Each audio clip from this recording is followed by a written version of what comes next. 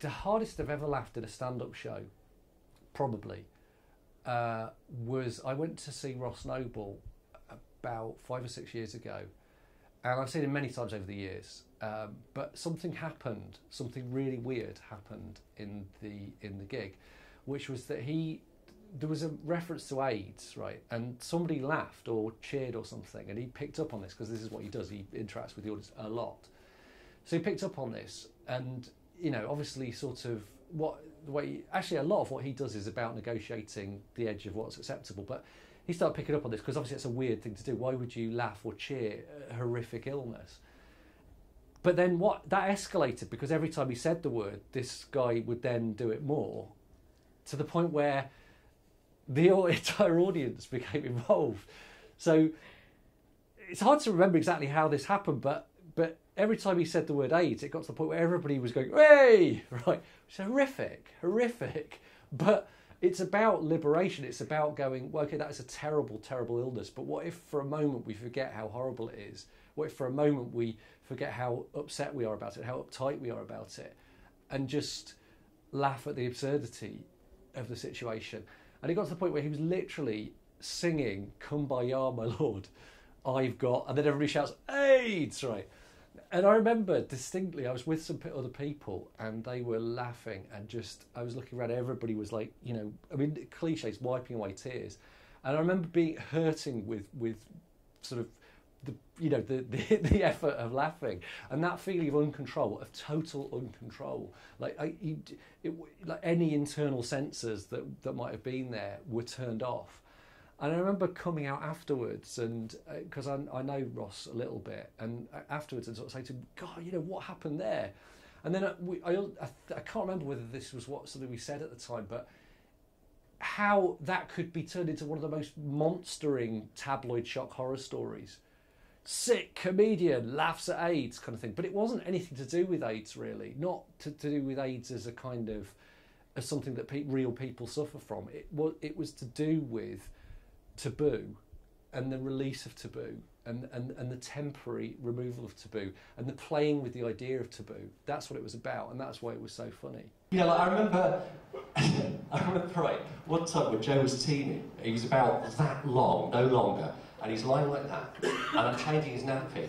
And the thing is, like, when you change your kid's nappy, there's a little game you play, which is, can I get the nappy on before he pisses in my face? Right, and I'm playing that one, right. So I've got it cleaned up, I've got the aqueous cream on, I'm reaching up for a nappy, and there's this noise like a small firecracker going, like, and I feel this warmth on my arm. And I look down, and there's a trail of diarrhea from his bottom here all the way up to my elbow. A distance of that. He's only that long. Now, how many of us here tonight can boast of being able to shit further than our body lengths?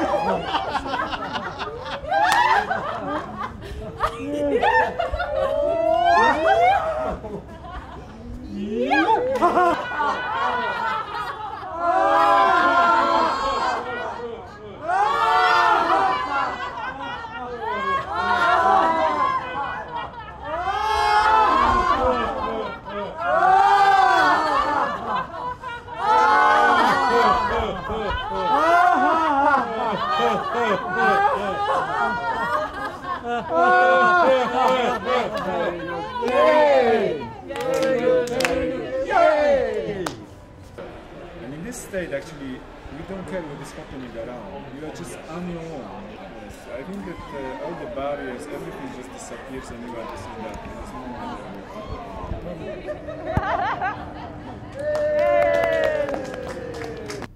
Are you a big laugher? Not really, no. I laugh a lot less now than I used to. I think Chris Rock has made me really laugh, but I don't think I'm a huge belly. I think it wouldn't be through comedy. I'll belly laugh with my mate from school that lives here and her boyfriend and with friends. But I like the fact that I do this for a living because it means I get to be away from home quite a lot. It's good. And I travel around a lot. I like to think of myself as quite a seasoned traveller because it does not matter where I go in this world. I know how many black people live in that area by the first black person I see. It's really easy because if I'm in a strange place and I see a black person I don't know and they say hello to me, that means we're not many.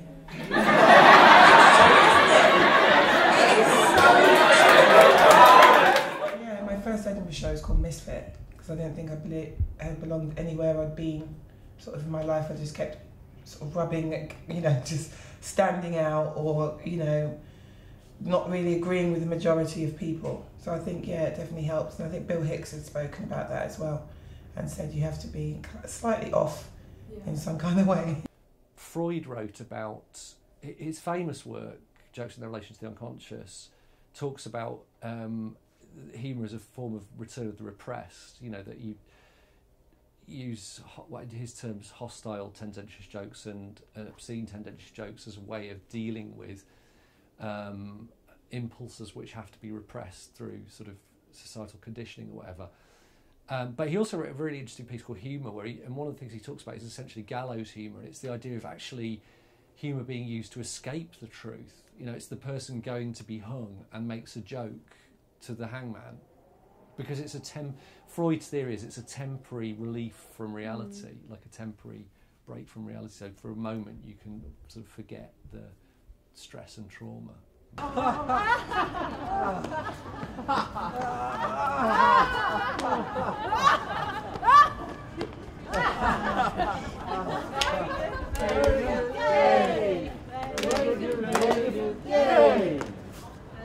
Kaylee laughter, so it goes like this.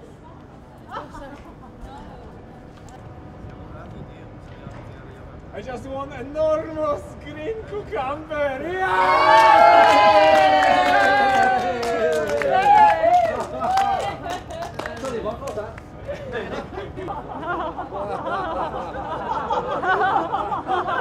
If something traumatic happens to you in your life, leave it for a bit before you put it on the stage. That's the only thing I'm careful about.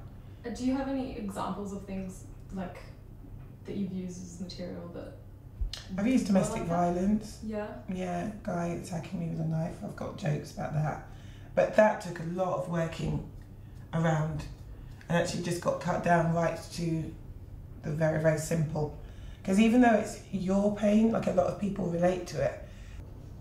One of my favourite comedy writers, and who was once a psychologist, so maybe this is why I like her so much, but her name's Emily Gordon. Okay. And she says that she thinks of comedy as a process, much like therapy, that comforts the disturbed and disturbs the comfortable.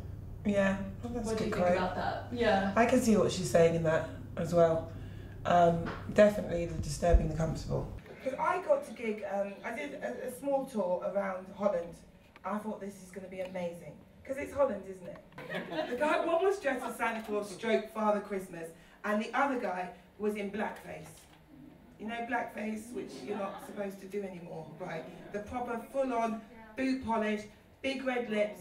And I said to this Dutch guy, what the fuck is that, right? And he goes, oh, Ava, oh, it's okay. What you saw was Swatsa Pete. And I said, what is it? He goes, in English, it means Black Pete. And I said, yeah, and again, I ask you, what is it? And he goes, at Christmas time, in the Netherlands, we have a lovely tradition. If our children are good, Santa Claus will come along and he'll give them lots of presents. But if they're bad, Black Pete will come along. He'll beat them with a stick, put them in a sack and take them to Spain. You can't do that, right? You cannot threaten your children with black people. That is not on. Do you think it's therapeutic, eventually performing it? I think by the time I put that on the stage, I really didn't care about it that much anymore. I don't know. I think I regret not reporting him to the police, letting him get away with it. He should have gone to prison for it. It was attempted murder, but I think, yeah, I'd already dealt with it. But I know it's helped other people, because they've gone, well, if you were domestically abused, you're like 6 feet tall and you've got a gob on you and you appear to be this really strong woman. So if that happens to you, then I don't feel so stupid that it happened to me. And then I think people have written to me a lot on that subject and said, oh, I get it now. So I explained, like, your confidence isn't the best, the other person is very close with you, so they erode your confidence and all of that. And then a lot of people didn't get that. They just thought it was a thing where women were just, you know, a lot of people still think a woman's just asking for it, and if you stay in that situation, you must want to be in it, so tough luck on you. And I think a few people have told me they now understand that's not the truth. So that's the most, yeah, so it's more therapeutic for them, not really for me. So I did a show about 9 years ago about my children who both have type 1 diabetes, and when the younger one was diagnosed, he was diagnosed first back in 2000, he nearly died, and I thought, well, it would be quite interesting to do a stand-up show about that, right? And actually I made a decision when I was putting that together that I would try and make everything I put into it true. Now obviously that comes with loads of provisos, because as soon as you take something that happened and recall it, you're to an extent fictionalise it, because you're selecting and so on. But what I mean is I didn't consciously change any detail. Actually there were probably about 3 or 4 that I did, but mostly it was all absolutely as I remembered it. And, you know, so is that useful? Well, I suppose the question is it useful for me? Is it useful for an audience? For an audience, I know that people found it quite affecting. They found it quite moving. And I know that when we put it out on a DVD, people who have children with diabetes sort of related to it, and some of the kids with diabetes related to it as well. Did it help me deal with that truth? Not really. It was quite harrowing, because I had to keep thinking back over these grim events in putting the show together, and you know, I was like having nightmares and this kind of thing, and at the end of it I thought it would be like really cathartic, but it wasn't at all. It was satisfying to have done it because it worked and people enjoyed it, but it didn't leave me feeling, oh great, now I don't have to put up with diabetes anymore, because the next day it was back to insulin injections and all that kind of thing. And I'm praying. You know, I've been sort of agnostic, wishy-washy thing since about the age of 9, and I'm praying. And I'm praying and I'm going, if you make him better, I'll go to church.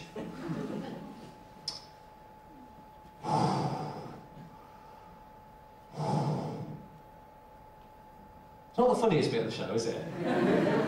It's not exactly hilarious stand-up comedy.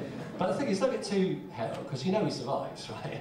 You know, and actually, I've got to say, with a benefit of hindsight, right, the whole promise I made to God, I did keep it. I went to church once. I'm such a hypocrite. And also, right, I was telling Tom the other day, right, because all this has been going through my mind because I was doing the show, and I was telling Tom the other day, they were talking about praying, because I think they were doing something about it at school today. And I said, well, I prayed one time. And Tom went, yes, I bet I know what you said as well. Please, God, don't let Tom die.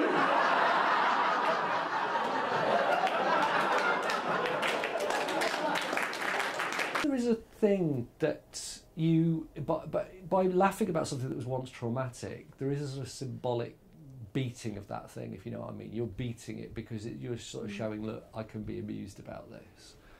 So I think that is true, but whether it actually kind of makes you feel better outside of that moment of laughter and triumph, I suppose, I don't know. I don't even know if I should say I've got 2 kids anymore, because my 20-year-old doesn't speak to me.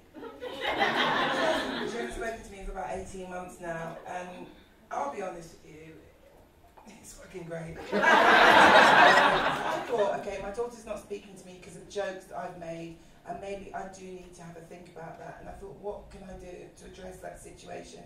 And what I've done now is I've written some jokes about my son. I